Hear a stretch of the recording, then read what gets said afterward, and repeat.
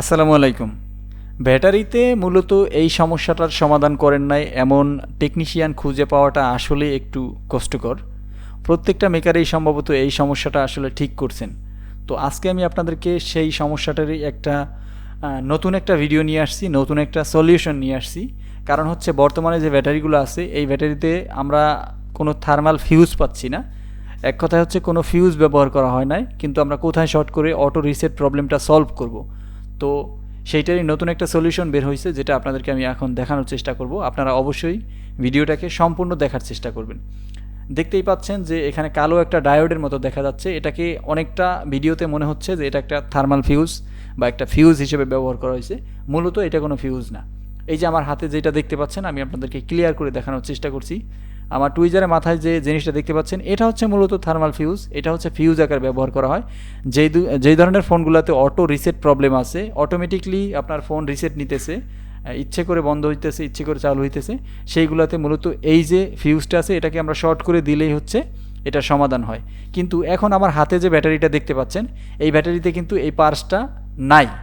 তো এইটা যেহেতু নাই, তাইলে আমরা কোথায় শর্ট করব এবং কিভাবে আমরা এটার সমাধান করব।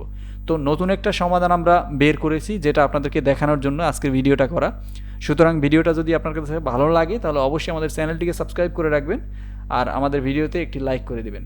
আমরা কিন্তু ব্যাটারির যে দুইটা টার্মিনাল আছে, একটা হচ্ছে প্লাস, একটা হচ্ছে মাইনাস, এই দুইটাকে হচ্ছে আমরা এই মুহূর্তে দেখব যে কোনটার নিচে আছে। তো আমি একটু ভালো করে দেখলাম যে প্লাস যে লাইনটা আছে, প্লাস যে টার্মিনালটা আছে, সেখানে দেখতে পাচ্ছি আমি যে ওইটা একটু হালকা উঁচার মতো আছে, একটু উঁচু এক কথায়।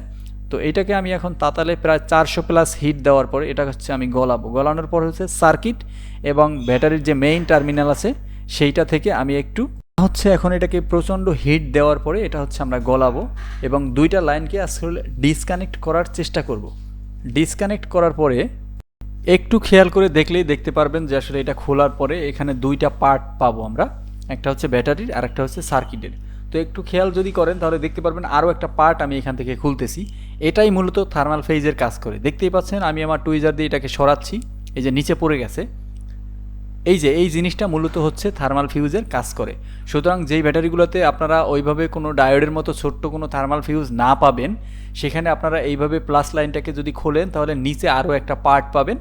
সেই পার্টটা যদি আপনারা ফেলে দেন, এরপর হচ্ছে ওটাকে আবার ঝালাই করেন, সেক্ষেত্রে কিন্তু থার্মাল ফিউজের যে জাম্পারটা আছে সেটা করা হয়ে যাবে। এটা শুধুমাত্র আপনারা রিমুভ করে দিবেন, তাহলে কিন্তু আপনাদের কাজ একদমই ওকে। তো ভিডিওটা আসলে একটু বড় হয়ে গেছে। আমি চাই যে আসলে আপনাদেরকে একদম সঠিক সুন্দর সমাধান দেওয়ার জন্য। তো সেই জন্য হয়তো কিছু ভিডিও হচ্ছে একটু লং হতে পারে। আমরা এটা আবার ঝালাই করে নিতেছি, জাস্ট এটা বের করে হচ্ছে নতুন করে এটা ঝালাই করে নিলাম। ঝালাই করার পর আমরা হচ্ছে ভিডিওটা এখানে স্কিপ করে আমরা এটাকে আবার ফিটিং করব। ফিটিং করার পর আমরা দেখব যে ফোনটা চালু হওয়ার পরে ফোনটা কি আবার অফ হয়, অটো রিসেট নেয় নাকি ঠিকভাবে থাকে, সেটা দেখার জন্য আমরা ভিডিওটাকে এখন এখানেই স্কিপ করে দিচ্ছি। আমাদের কাজ অলরেডি শেষের দিকে। আমরা জাস্ট এটাকে ফিটিং করব। ফিটিং করে হচ্ছে কানেক্টরের সাথে জুড়ে দেবো। এরপর হচ্ছে আমরা ফোনটাকে চালু করে দেখব যে আসলে ফোনটা কি চালু থাকে নাকি বন্ধ হয়ে যায়।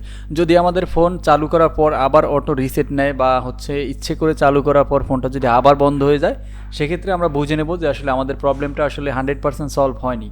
তো আমরা আপনাদের সামনেই সরাসরি লাইভে আসলে দেখানোর চেষ্টা করব যে ফোনটা কি চালু হয়ে গেছে কি না, ঠিকঠাক মতো আসলে ফোনটা কাজ করতেছি না। আমি আসলে আমার ভিডিওর স্পিডটা একটু বাড়িয়ে দিয়েছি, কারণ হচ্ছে আপনারা এতটা সময় নিয়ে বা এত বড় লং ভিডিও হলে আপনারা দেখতে চান না, বা আপনাদের কাছে এটা একটা বিরক্তের বিষয় মনে হয়। সেই জন্য মূলত আমি এটাকে ফাস্ট করে দিচ্ছি। আর এবার কিন্তু আপনারা দেখতেই পাচ্ছেন যে আসলে ফোনটা কোনোভাবে বন্ধ হচ্ছে না। এই যে আমি টাচ করতেছি, দেখতে পাচ্ছেন পাওয়ার বাটন ক্লিক করলে আমাদের ফোন কিন্তু একদমই রানিং আছে। আমরা কিন্তু সাকসেসফুলি কাজটা করতে পেরেছি। সুতরাং যদি আপনাদের কাছে ভিডিওটা ভালো লাগে তাহলে অবশ্যই আমাদের চ্যানেলটিকে সাবস্ক্রাইব করে রাখবেন, আমাদের জন্য দোয়া করবেন। আল্লাহ হাফেজ।